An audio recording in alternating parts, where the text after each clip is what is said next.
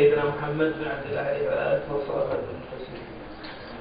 باسمي وباسم نادي نجوان الأدبي أرحب بكم أجل الترحيب في هذه الليلة المباركة التي نتحدث فيها عن عبد الله بن ثامر الرواية الشعبية. في البداية أحب أن أنقل التعازي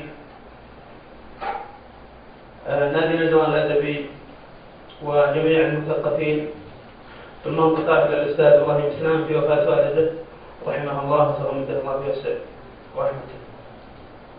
الليلة لدينا ضيفين يمتلكان ذاكرة شعبية بمناسبة الحديث عن الروايات الشعبية والذاكرة الشعبية في قلوب الناس وفي المنطقة بشكل خاص. أرحب في البدء بوالد الأستاذ محمد بن حمد القصائي التيلة مواليد نجران وتخرج من مدرسة الكتاتيب. الكلمة هذه دائما تذكرني شيء مشارك في إصلاح ذات البين وعضو بلجنة تطوير القراء، وهو مرجع وباحث تاريخي معروف. الثالث الآخر والمتحدث الآخر الأستاذ محمد بن علي بن خضير بن الحارث مواليد الطائف، أكمل دراسته في مدينة الدمام، رئيس إدارة سنة ومنسق تدريب جاران وسابقا حاصل على عدة دورات، وهو باحث في تاريخ منطقة نجران. أرحب بهما وتفضل يا أبا ثيمان.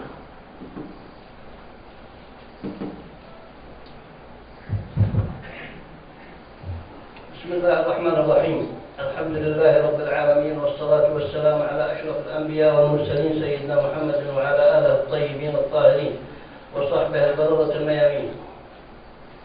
الحمد لله أن جعلنا في هذه الأرض المباركة أرض الحرمين مهبط الوحي ومسرى النبي صلى الله عليه وسلم وقبلة المسلمين، وحظانا بهذه الدولة الراشدة وعلى رأسها مؤسس الكيان الملك عبد العزيز رحمه الله طيب ثراه، جمع القلوب المختلفة وجمع الآراء المتشتتة وجمع الجنوب المتباعدة وألف بين القبائل المتحاربة والمتشادة وجمعنا صفا واحد في بوتقة واحدة المملكة العربية السعودية. ورحم الله أبنائه من بعدها الذي قاموا بما بنى وشيدوه بعده، وحفظ الله لنا قائد نهضتنا الملك عبد الله بن عبد العزيز الذي فتح لنا آفاق العلم في مشرق الأرض ومغربها، وفتح لأبنائنا والأرض في كل العالم حجر ومدر وشجر لا يرفع مستواها غير أهلها، وإنما هي متساوية في التضاريس وإن اختلفت في البذل والحرب إنما تختلف في الرجال في تخصصها واختصاصها. ونشكر أمير المنطقة الأمير الشاب مشعل بن عبد الله الذي أيديه في كل مكان ولا يزال يهتم في الاستمرار في نهوض هذه المنطقة علميا وأدبيا وعمرانيا، فنشكره شكرا كثيرا. أما حكايتنا الليلة فهي عن عبد الله بن ثامر، وعبد الله بن ثامر لا نقدر نصل إليه إلا عن طريق الله القيمون، فهم كجسد واحد، والحكايات عنهم في الكتب كثيرة ومتشعبة. أما فيمون فأتكلم عما صدر عن في كتاب ابن إسحاق في سيرة ابن إسحاق وفي سيرة ابن هشام. يقال أنه كان في الشام في إحدى قرى الشام، ويقال في بصرى، وكان رجلا عابدا زاهدا مخلصا لله موحدا، وكان أبوه ملكا على قومه، فتوفى أبوه وقالوا قومه نريد أن تكون ملكا علينا، فأبى وقال، وهرب من منطقته ينشر دين الله سائحا في الأرض. وكان يعمل في البناء ولا يأكل إلا من كسب يده.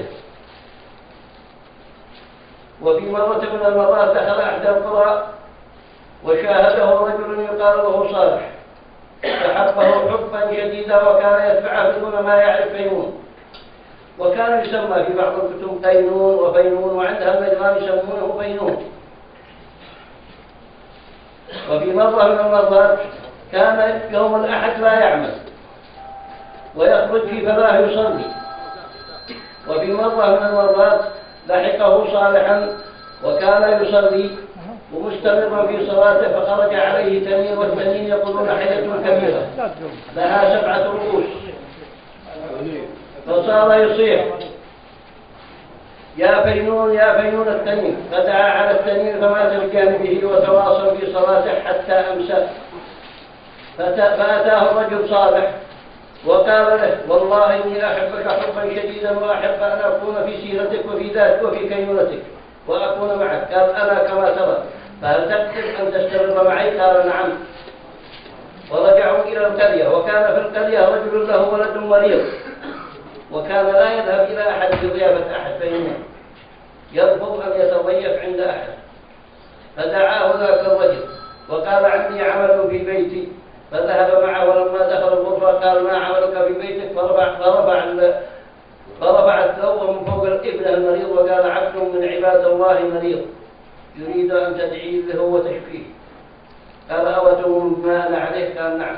فدعا له فشفي من ساعته. وعلم فيمون أن خبره انتشر، وكان لما ينتشر خبره من قرية يذهب إلى قرية أخرى، فشد الرحال مع صالح في طريقهم إلى قرية أخرى ويقال إلى بلاد العرب. وعند مرورهم في الطريق وجدوا شجرة كبيرة وكان فيها رجل، فقال يا فيمون أنا عرفتك من صوتك وكنت أنتظرك منذ زمن بعيد، فلا تفارق حتى تواري الترى، فقد نزلت منيتي. ومات بساعته وواراه فيمون وصالح، وذهبوا إلى إحدى القرى في جزيرة العرب. وعندما أرادوا أن يذهبوا إلى نجران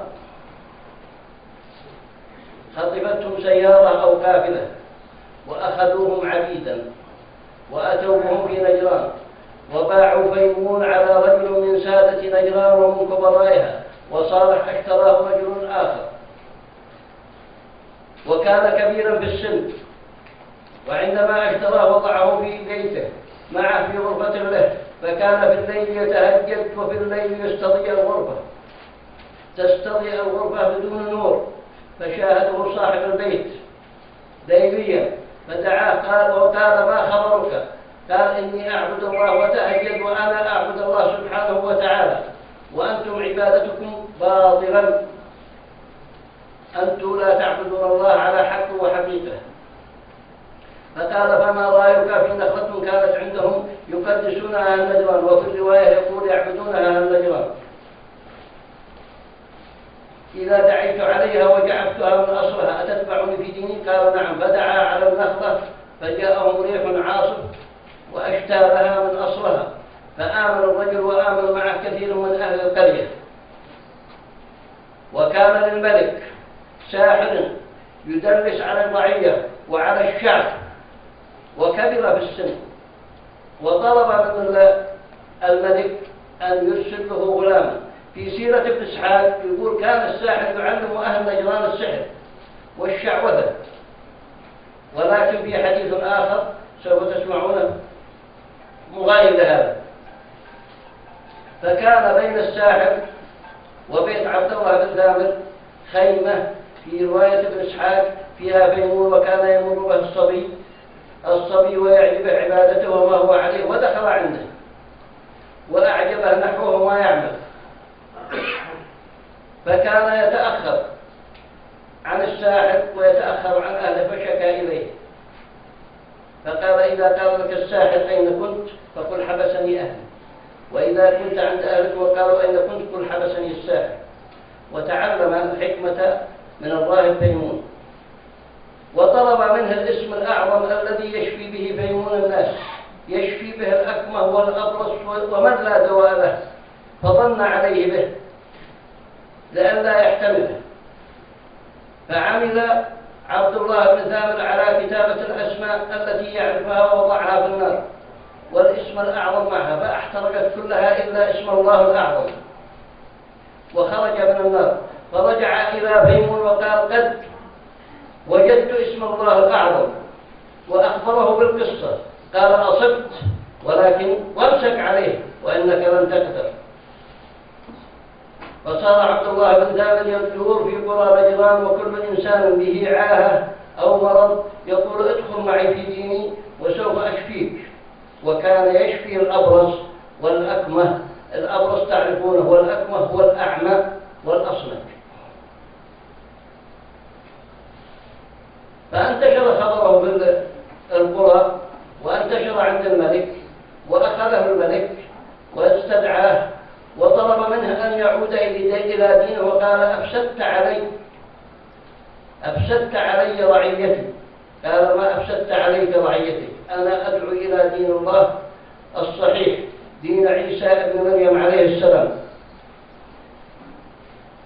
فرفض الملك. في رواية أخرى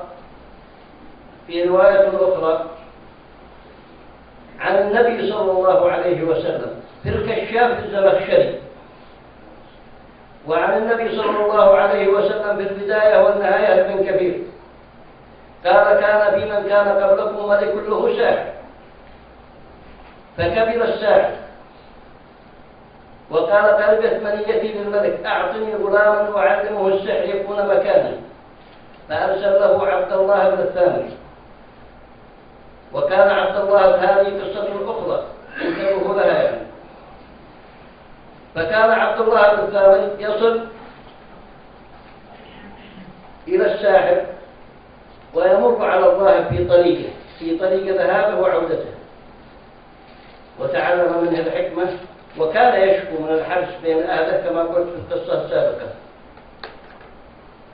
وفي مرة من المرات أتى عبد الله بن ثامر فإذا فيه حيوان عظيم ساد الطريق، فقال اليوم أعرف حقيقة الساحر، اللهم إن كان الراهب أحب إليك وأرضى من الساحر فأقتله. وأخذ حجرا فقتل الحيوان الكبير الذي سد الطريق على الناس وعبروا الناس، ووصل عند الساحر عند الراهب وأخبره القصة. قال اليوم أصبحت أرفع مني يا بني، وقد تبتلى، فإذا ابتليت فلا تخبر عني، إذا ابتليت فلا تخبر عني. وكان للملك جليسا عمي بصره، فأتى إلى عبد الله بن ثامر معه هدايا كثيرة وقال اشفني وخذ هذه الهدايا. فقال إنما الشافي الله سبحانه وتعالى،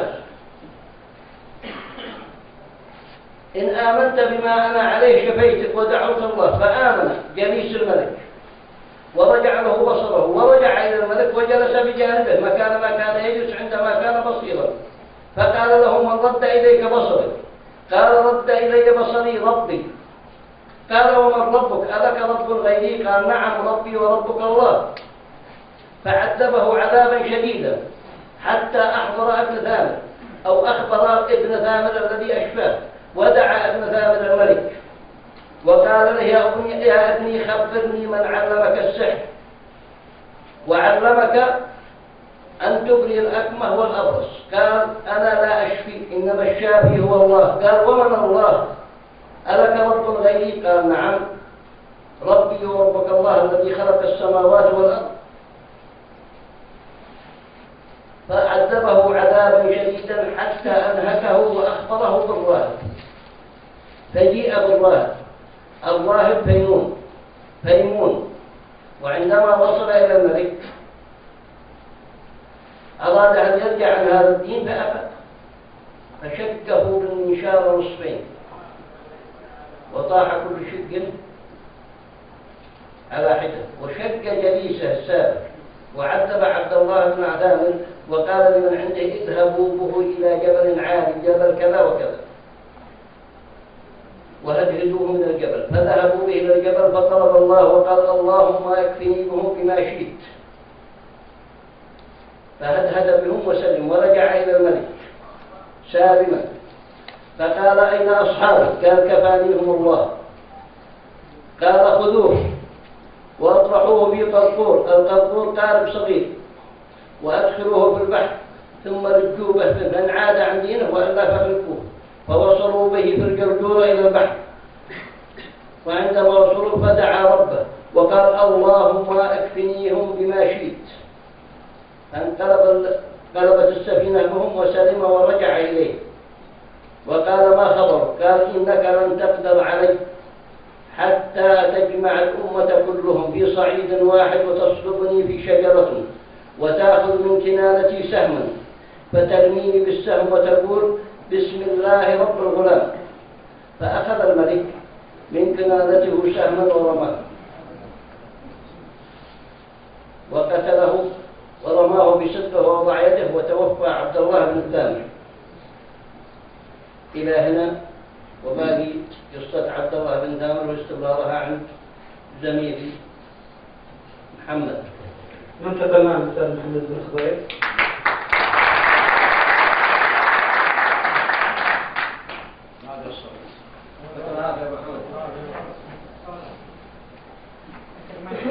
بسم الله الرحمن الرحيم. الحمد لله وحده، والصلاة والسلام على من لا نبي بعده، صلى الله عليه وعلى آله الطيبين الطاهرين وصحبه الغر الميامين ومن تبعهم بإحسان إلى يوم الدين.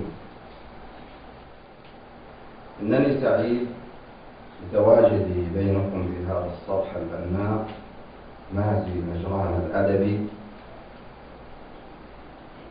بين أهالي نجران ومن حضر، وأتقدم بالشكر الجزيل إلى مقام مولاي خادم الحرمين الشريفين الملك عبد الله بن عبد العزيز، الذي أولى اهتمامه الجديد بالثقافة والمثقفين، وحسبنا إقامته بإعلان جائزة الملك عبد الله العالمية للترجمة. والشكر موصول أيضا إلى سيدي صاحب السمو الملكي الأمير مشعل بن عبد الله بن عبد العزيز أمير منطقة نجران على ما قدم لهذه المنطقة، منطقة نجران، من إنجازات كان نصيب الثقافة والآثار أولى اهتمامه، وذلك بحكم الدعم البارز الذي يقدمه للثقافة والمثقفين في هذه المنطقة. وحسبنا إنه يشرف دائما بشخصه الكريم على نادي نجران الأدبي، فهو بلا شك داعمه الرسمي، وبخاصة ما كان في مهرجان قسط بن ساعدة الأيابي في نسخته الأولى. ولا أنسى أن أصل بالشكر إلى أخواني أعضاء أدب نجران، وعلى رأسهم الأستاذ سعيد علي المطرة، ونائبه الأستاذ محمد هادي آل تيلر، وجميع منسوب النادي ولجميع الحضور المتواجدين بيننا في هذه الليلة.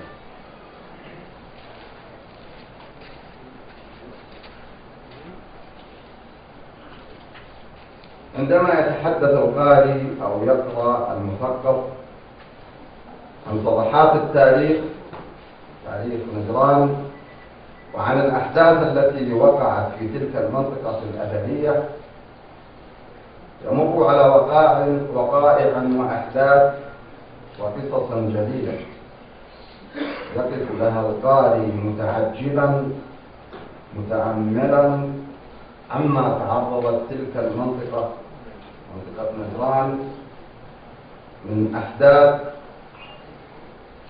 كتبت عن الأديان السماوية. وكانت من جملة تلك الأحداث هي قصة ذلك الغلام الفتي